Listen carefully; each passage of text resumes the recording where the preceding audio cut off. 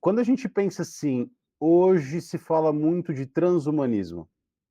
Há pouco tempo atrás, aí questão de talvez 2021, 2020, você tem o Elon Musk anunciando que conseguiu inserir um chip na cabeça de um porco para que ele comandasse ali, interagisse com computadores. Há cerca de um ano atrás, ele disse que conseguiu fazer a mesma coisa com macacos. Então, pensando no transhumanismo, que daqui a pouco esses chips vão estar dentro das pessoas, isso é algo que é meramente uma questão de tempo, não é nem se ou se não.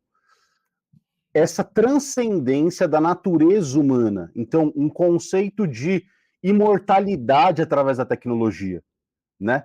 Geração até de vida, por meio do que os antigos, né, principalmente na tradição mística judaica, que se tocou no ponto da Kabbalah, da lenda dos golems, né? Que tem aquela lenda do golem de Praga, que você deve conhecer muito bem, e o antigo, né? Aquelas criaturas formadas de matéria inanimada, de barro, de terra, ali, onde você traz à vida um novo ser por meio de rituais cabalísticos, né?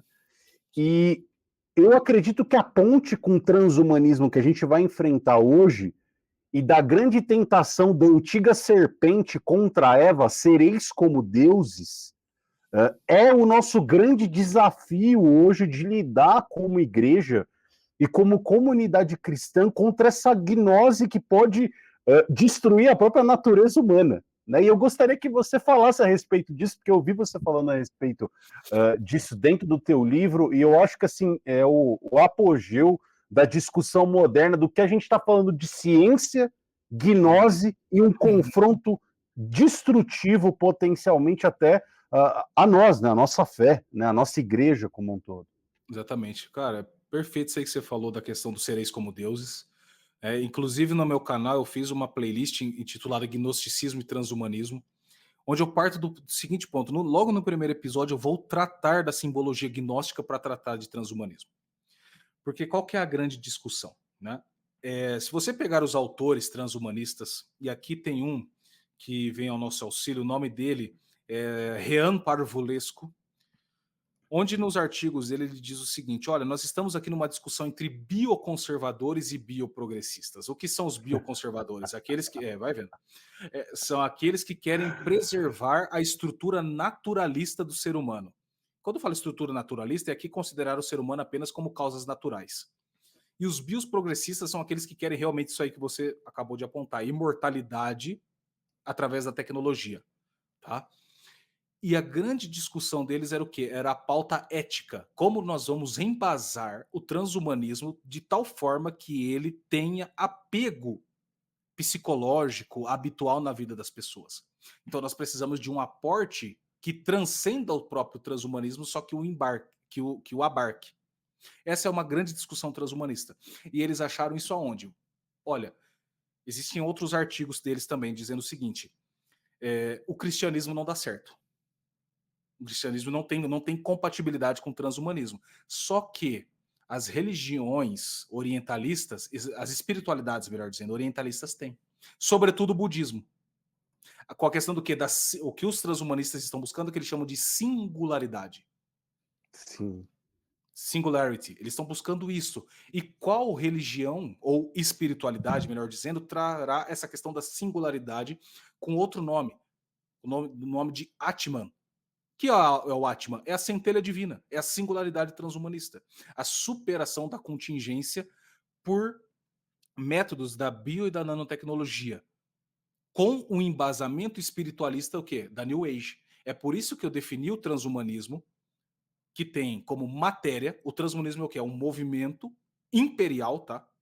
Inclusive, eu posso dar um mero spoiler aqui, eu tô com um livro pronto já sobre as raízes imperiais do transhumanismo, que eu estou encarando o transhumanismo como um império, como mais uma, trazendo a análise do Olavo de Carvalho do Jardim das Aflições, né, a sua teoria do império.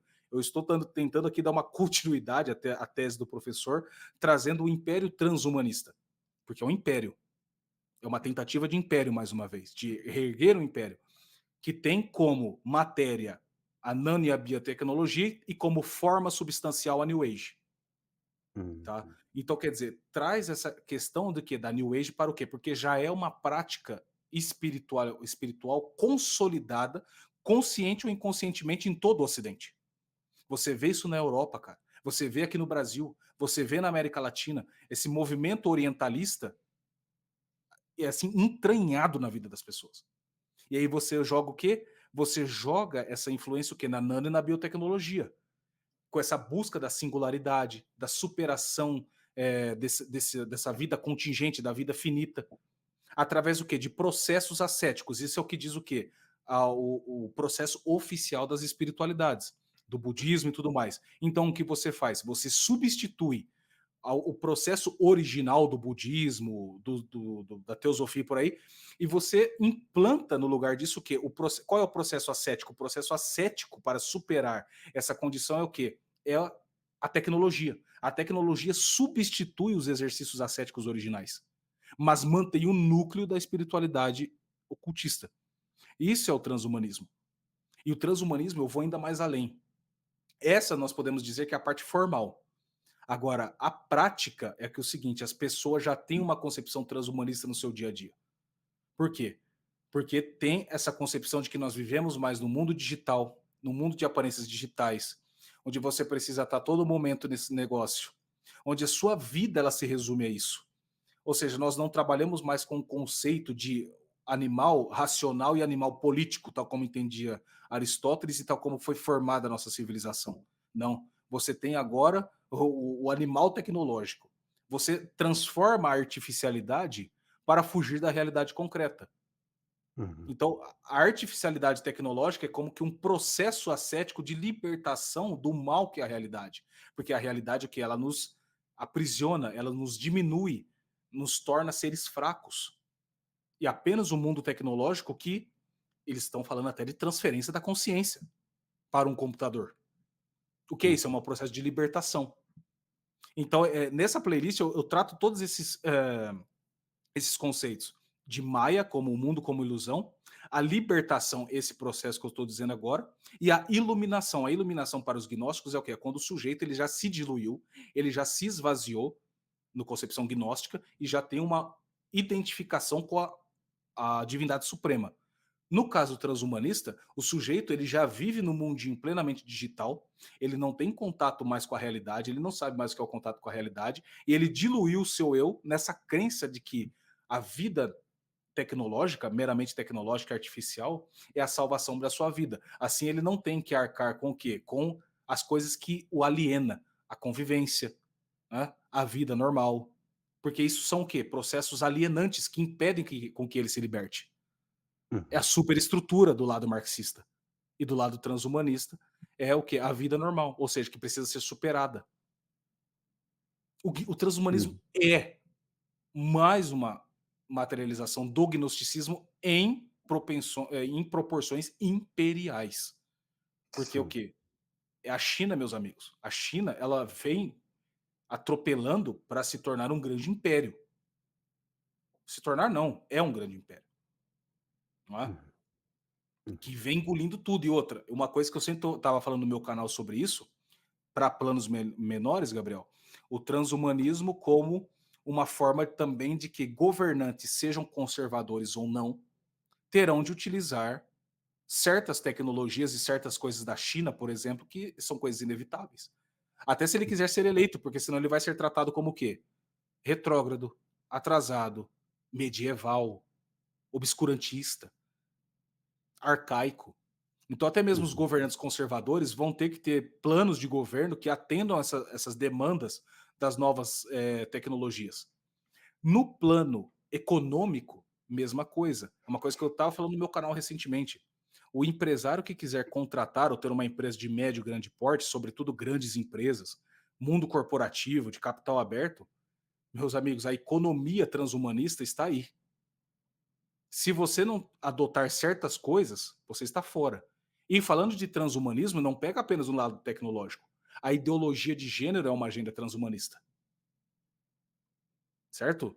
Então, quer dizer, Uhum. o empresário que não for dentro dessas coisas, que não adotar a Agenda 2030 da ONU, que é uma agenda transhumanista, e o Daniel Stulin, no livro dele Transevolução, tá? Ele vai falar sobre a Agenda 2045, que é uma agenda além da Agenda 2030, que já é uma consolidação maior do transhumanismo.